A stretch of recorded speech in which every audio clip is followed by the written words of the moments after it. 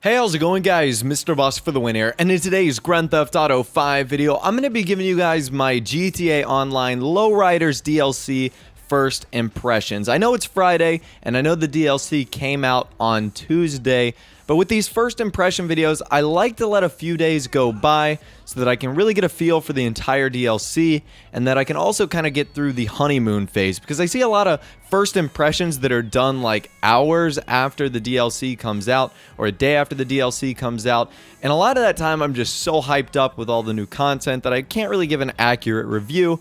But it has been about 72 or plus hours since this DLC has come out, and today I'm going to be telling you guys all the pros, all the cons, what I would hopefully like to see next time if another DLC like this does happen. Anyways, be sure to let me know what you guys are thinking about in the comment section down below. Let's see if we can get some pretty good discussion going on. But let's get it started. I'm going to tell you my pros, cons, pretty much everything I think about the Lowrider update. Alright, let's start with the pros. There's going to be a lot of them. I absolutely love the idea of Benny's Mod Shop and Benny's website. The fact that we got a whole new modification shop and a new website dedicated to these Lowrider cars means that Rockstar didn't just like slap this together. They really created an entire new entity and literally brand in the game. So I think the whole system and I think the whole aspect of Benny's is really cool. Obviously, the customization is insane, way more than I could have ever asked for when you get into the door of Benny's. The things you can do to the exterior, the engine, the trunk, the speaker system, the interior, all of it is bonkers. It is insane. There is so much customization you can do. I think the cars they chose are really cool as well. I obviously love the two brand new ones, being the Moonbeam and the Faction, and the other ones they chose to bring back, like the Chino and the Primo.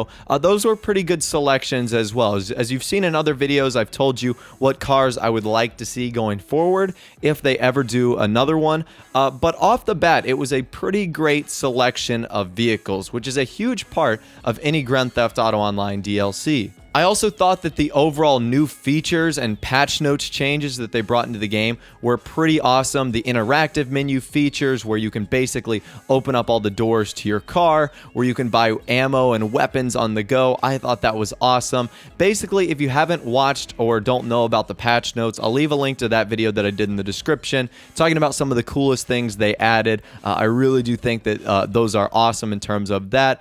The clothing is spectacular. I absolutely love the gang, the sport, the kind of lowrider, baggy jeans, sweatpants kind of feel. I think it was awesome. Great new accessories like hats. The shoes are really cool also. Rockstar really hit a home run as far as the clothing and as far as the vehicles. They did an unbelievable job. And the Lamar missions are pretty in-depth as well. There's 8 new Lamar missions with like full-blown cutscene and voice acting. It's really cool. They did a great job with this update, making Lamar kind of the centerpiece or the captain behind it. And of course, he's one of my favorite characters from campaign. So when I saw that he was kind of going to be leading this up, his dialogue is just absolutely hilarious. So I'm so glad that they decided to make him a big part of that. And his missions are pretty awesome as well. Now let's talk about some of the cons. And right off the bat, one of the big ones is the price of getting in the door to Benny's Mod Shop. I don't think that the price of some of the customization is too crazy. There are some very expensive ones like hydraulics, and I think that there's some really overpriced accessories like the things you can do to the seats. Those are kind of expensive, but I can understand it. You know, you're adding luxury things to the car. The biggest issue I have with the Lowriders DLC is the customization fee.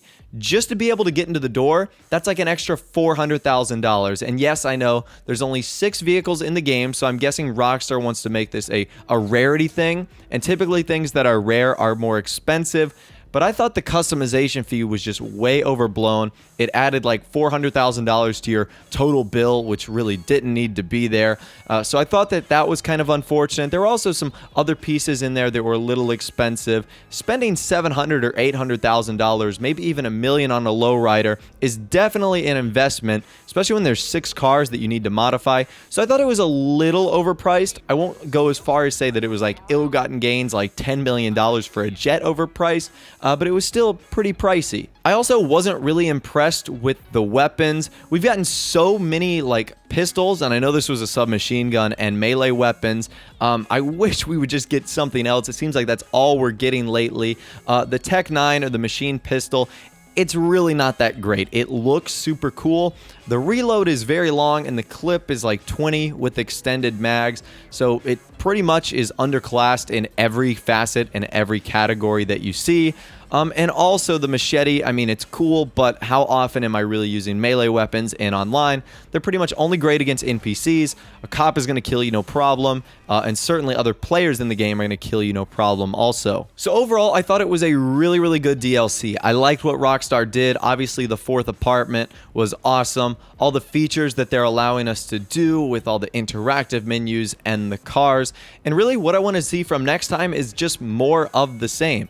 I just want more and more lowriders. It's 6 cars. Like I said, it doesn't sound like it's enough. I think it was a really, really great starting point, but I just want to see more. I want to see Benny's Garage be filled up with all the great cars from the Albany and the Classe A and the Vapid family that we could and should be able to customize. So that's really my first impressions of the DLC. It was unbelievable. Lots of cool things added. I thought it was a little bit too pricey, and the weapons were a little bit underwhelming. But other than that, it was really fantastic. Lots of great features, lots of new content. And I was overall super impressed with what Rockstar really had to do with this update. So once again, I want to hear from you guys in the comment section down below. What is your impression of this DLC and this update? Did you like it? Did you not like it? What would you change? What would you like to see next time?